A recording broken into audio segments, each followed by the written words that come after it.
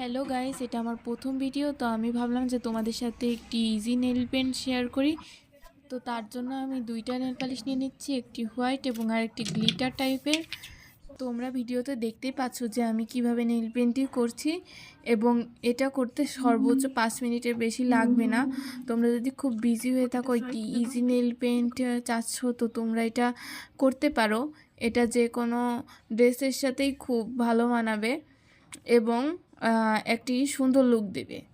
তো এইভাবে আমি প্রতিটি নখে করে নিয়েছি।